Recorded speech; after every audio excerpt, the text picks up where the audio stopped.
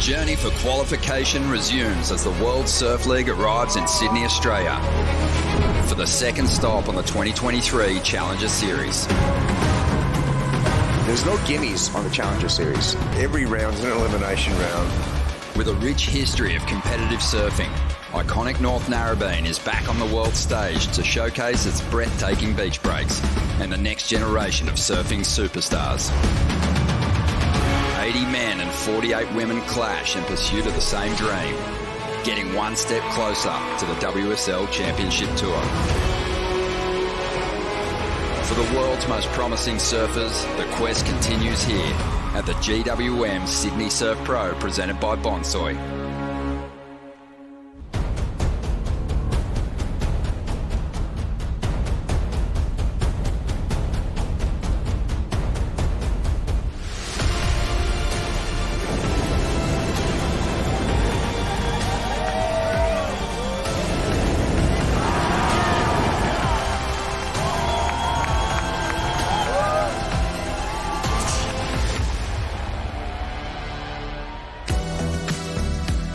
Good morning, coming to you live from North Narrabeen here for the GWM Sydney Surf Pro, presented by Bonsoy. This is the second stop on the Challenger Series. What a start we had up there on the Gold Coast. Incredible performances by those that came via the regional qualifiers, those that missed the cut, and the big performers on the Challenger Series last year. We're seeing the surfers make their way in. Some had a better time than others out there this morning in the pre-event warm-up sessions. They're always fun to watch, but we're here on the Harvey Norman host set. Ronnie Blakey, joined by a local legend, an absolute big wave monster, Laura Enova. Great to see you, Laura. Thank you for having us this week. Thank you, guys. I mean, so good to have everyone down here back at home. And, I've been doing a lot of watching on the couch of you guys and all the surfers, obviously, killing it the last few months. And, excited to be back. It's going to be good. How are the eyeballs going? I know you had some surgery there. Eyeballs back and ready to go. So, good. Pulled out the stitch yesterday. Okay, perfect. Ready to watch some good surfing then. Richie Lovett, Northern Beaches local, a former CT champ.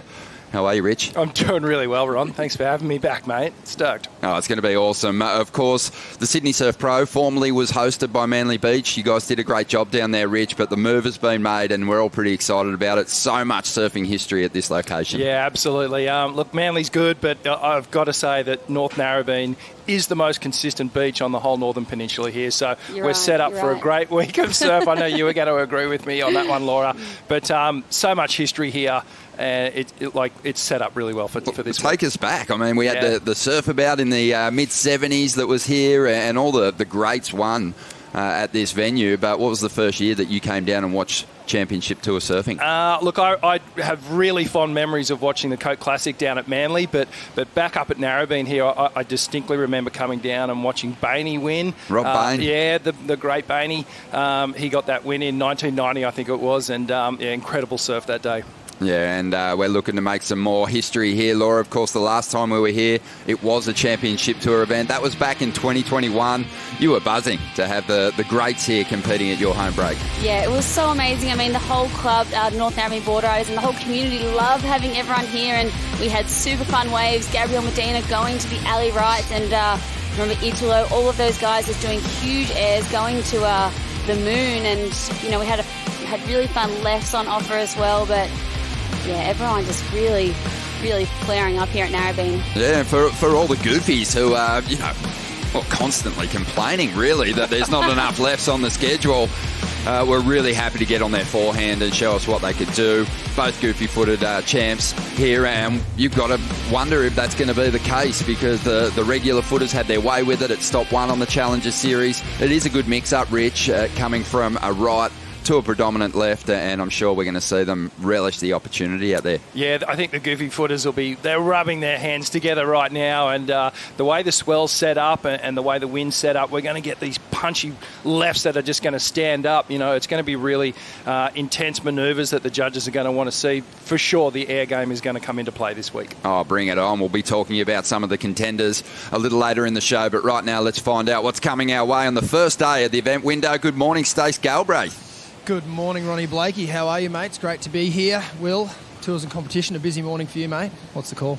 Yeah, it's been a really interesting morning. We we got here nice and early, and we've been watching the surf for a while, and it's way better than we expected. But we've gone on hold. The next call is going to be at 8:30. We just want to be really sure that the wind doesn't swing around and all the conditions fall apart as soon as we call it on. So we're pretty confident that if conditions hold for the next hour or so, that we could see some heats run a bit later this morning. And what goes on to making a call like this? Obviously, the surface interest and the best waves. What other considerations are there? Yeah, I mean, the Challenger Series is such an important tour. There's qualification on the line, so we really want to provide a lot of opportunity. And while this morning there were some gems, was there enough surf for 4 surfers to get really good scores? Maybe, maybe not. So we're just going to keep a close eye on it. We had myself, Ty Sarati and Ben Lowe, the head judge. Pretty robust discussion. But it looks really fun, and we just want to make sure that it's really good. And plus, the tide's going to drop over the next hour, which could make it get even better. Thanks for your time. Looking forward to it. Thanks, Ron. Thank you, Stace. Yeah, as you can see, there's plenty of swell out there at the moment. Just waiting to see that wind is expected to kick up, Rich. Yeah, it is, and you can look at the charts all the time, all night long, all day long, and 99% of the time it's correct. But this morning it was a little different to what was actually predicted. The wind's gone a little bit more offshore and groomed the conditions. It's not quite as big as we thought it was going to get, so it is actually looking pretty contestable out there, so we could be on. Now, we have seen a lot of big changes in the sport in recent times, so let's give you again a good idea of how the Challenger Series works this year. The top 10 men, the top 5 women will qualify for the 2024 Championship Tour. They're counting their best 4 results from the 6 events, 2 throwaways, so if you have a shocker somewhere, which obviously a few people did on the Gold Coast, they can turn it around. But each event, that draw's just brought down a little bit in numbers. 80 men, 48 women, so it's heavily stacked, Laura. It is so heavily stacked, and you see the first round and then the round of 64 in the men's, and every heat you're just like, wow, this is it. They don't get a second chance. It's four in every heat, and sad to see people go home, but it's so exciting. It is exciting, and the field incredibly deep, a lot of talent in the mix, and those regional qualifiers are obviously breeding some really good, strong talent. Yeah, absolutely. Regional qualifiers. We've got the World Juniors as well in the event, and then of course the wildcards. So it is really stacked. Full international field. It's going to be a great week. Well, we're going to take a quick break here, but when we return, we're going to have a look at the contenders on the women's side. Stay with us.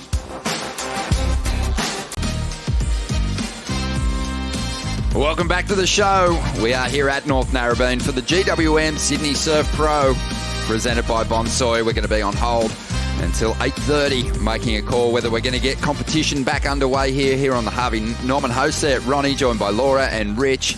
And we just had such an amazing start to the Challenger Series with big performances. But it was a surprise to see India Robinson really fight her way through a stacked field, especially considering she overcame Steph Gilmore on her run. Yeah, it was an amazing result for India Robinson. She's sort of been out of action for a little while, dealing with a few personal issues, and she's back, and she's back in a big way. And she didn't have an easy road through this contest. She had to beat the best in the world, and did it in style with some really good foundational surfing power hacks, and went all the way. There's a reason why India, a former CT surfer, didn't really feature too heavily in anyone's picks. It's because she hasn't really been doing a whole lot of surfing, just trying to get herself right after suffering a concussion at the start of last season. But she's back on top of the world at the moment, sitting in the #1 position. Sawyer Lindblad too, her performance was brilliant, Laura. Oh, all of the younger girls, coming through and just taking it to Steph Gilmore. I saw Sierra Kerr down there at the end, Ellie Harrison, Luana Silva, Nixie Ryan, so many young guns coming through.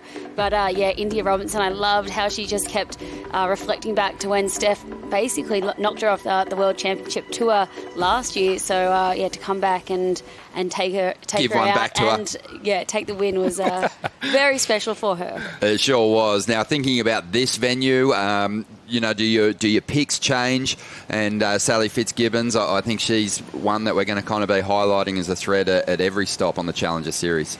100%. I mean, Sally looked like she was in incredible form up on the Gold Coast, and coming down to these beaches here, this is her bread and butter. She comes up the coast a lot from, down on the south coast and surfs in Narrabeen, and we always see her out. So I think looking at Sally here, she is so deadly on her backhand. She's so well timed and just is not afraid to go right up into a big lip and into a big end section. So excited to see her, compete here. Yeah, she looks strong. It must be tough for some of those younger competitors coming up against someone like Sally, who's got so many big CT wins and knows how to close out a contest. But in saying that, it was Sawyer Lindblad who got the jump on Sal up there on the Gold Coast. Yeah, look, Sal's formidable. She's one of the most tenacious and dogmatic competitors on the tour, and she's sort of where we expected her to be in the first event. We thought she was going to get right up there and get a fantastic result. If I had to think about her approach, her backhand is probably stronger than her forehand, I think. So coming down to Narrabeen, she could really be a threat in this event. But yeah, you're right. She got pushed by some of the youngsters up there, and I think it's a trend that's going to continue. They're hungry. These youngsters, they want it bad. Yeah, some of those CT surfers that didn't survive the cut have some work to do. Yep. Isabella Nichols, but Macy Callahan, one surfer that we really expected to wrestle a good result out of that first event. Yeah, I mean, Macy's so strong on her forehand, but, coming down here, I think maybe the size of the waves up there maybe let her down, but, she grew up on the Central Coast, which is not far from here, and, surfing in these tricky beach breaks, this is where she comes to life, really. We saw her get a third over in Portugal, and that was the same sort of punchy left-handers, so... Yeah, excited to see what Maisie can do here. Yeah, it's going to be awesome. Well, we're going to take a quick break here, but we'll have a look at the men's contenders right after this.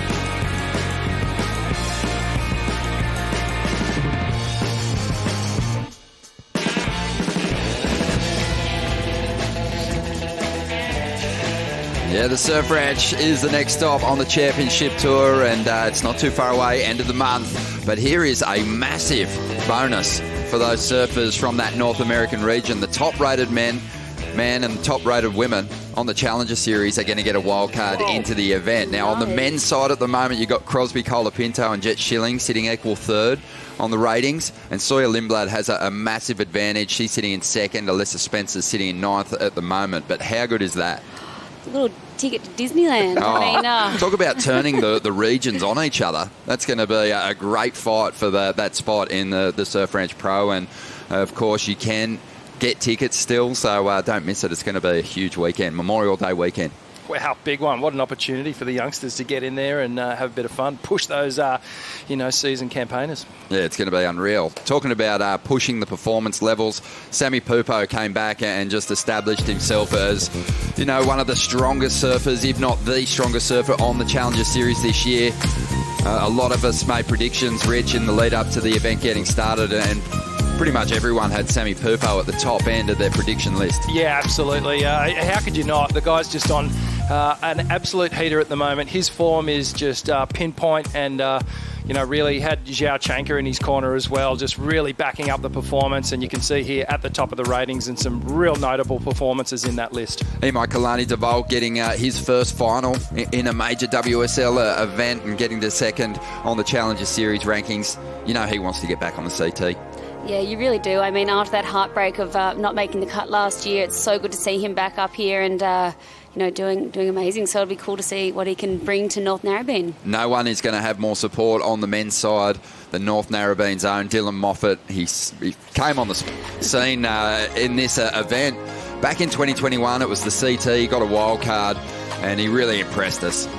Yeah, Dill is absolutely on fire at the moment, and we know the whole North Narrabeen board riders will be down making, with the pots and pans really, just making some noise. But Dill came out of the gates at the Rip Curl Pro and went absolutely huge. Look at that. Took it to Gabriel Medina. Unfortunately went down but in his heat, but he really showed the world, I'm here and just missing out on qualifying by one spot last year. So he's right there. He had a measured approach through his opening round heats, and then he came up against some of the big names and started throwing airs like that and making them stick.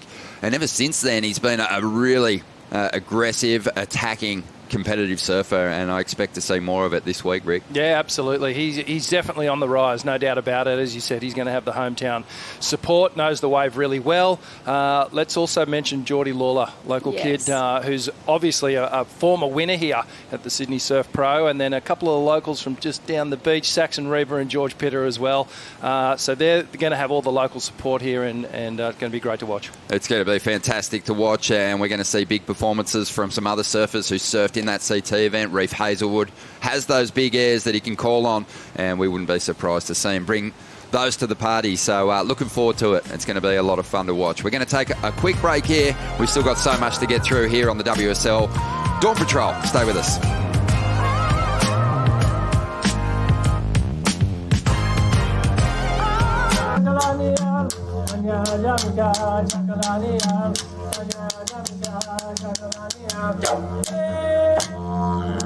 The World Surf League would like to acknowledge the traditional custodians of the Kayamagal and Gadigal people and the country on which we gather here today. Pay our respects to elders past, present and emerging, and extend this acknowledgement to all First Nations peoples here today. And joining us on the broadcast, you don't just feel it here on the northern beaches, you can see it. One of my favourite places to visit with the kids is over there in Ku-ring-gai National Park, the Red Hands Cave, that are predicted to be there since, well, around about 2,000 years ago. So that history is right there, evident, and you can go check it out. And I strongly urge everyone to get behind it. 65,000 plus years of custodianship and connection to country. And it is a special place. We're going to have a call again here at 8:45 for a possible 9 a.m. start. Those surfers in those first heats, they'll be primed, they'll be ready to go. What goes through a surfer's mind, Laura, in the lead up to an event like this? Yeah, I mean, a lot. I mean, everyone would have just packed their bags and come down from Snapper Rocks, the next day, and had a few days really to get to surf out Narrabeen. And there's been really fun waves. I know everyone's been really pumped up, loving getting to know the bank out there. There's a really fun bank at the moment. So I think all the surfers are feeling like there's a lot of waves and opportunity, and they're excited. It's going to be different. They had beautiful conditions here yesterday, but you've got to adapt on the Challenger Series because you don't know what you're going to get each day when you rock up to these events. But here is the schedule for 2023. The Boost Mobile Gold Coast Pro is done. Great champions crowned there, and now we're here at North Narrabeen. But looking forward to what the entire season brings, Rich. Yeah, look, it's set up really well for the Challenger Series. Then after this event, a little break, and then we're off to South Africa, Bolito Pro, where, again, predominantly a right-hander, but you never know. And it's traditionally been a really exciting event. And then, obviously, the big one, the US Open of Surfing, the Circus at Huntington Beach there. And then we head to Europe, to Irasira, another long point break, similar to sort of bells in the setup, and then an exciting finish at the Saquarema Pro in Brazil, where it's just going to be madness, fan madness. Oh man, it's going to be huge. They're going to turn out in force, no doubt. But let's have a look at the surfers that really need to bounce back after not really delivering at that first stop on the Challenger Series. Some real talent fell out of the mix in the early rounds. Yeah, I was kind of shocked to see Kolohe go out so early. We were expecting him to come onto the Challenger Series, just kind of wipe the floor with everyone and start his campaign back onto the Championship Tour. But it didn't happen. But certainly he'll be taking a lot of inspiration from Jet Schilling and Crosby, who did very well up there, part of that whole 2% crew. So, he'll be fired up for this one for sure. He will, yeah. Morgan Siblick's going to be another one. Obviously, last time he was here, it was the Championship Tour event. He knocked out John. He gave Gabriel Medina a fantastic push.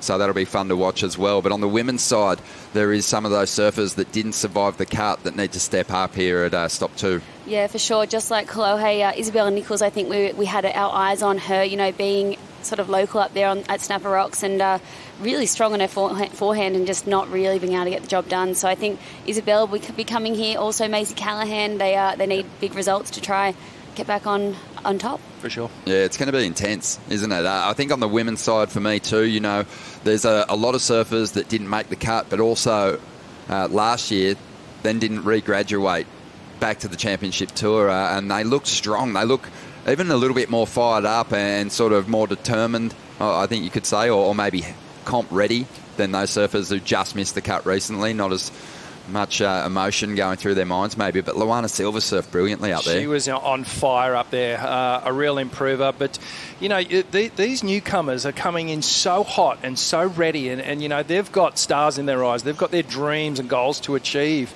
And, you know, the CTers, they're coming off a bit of a downer as well, so they need to pick themselves up. So a lot going on between the years, and it really is. Mental strength has got a lot to do with this. What's it going to take here, Laura, to break through for the win?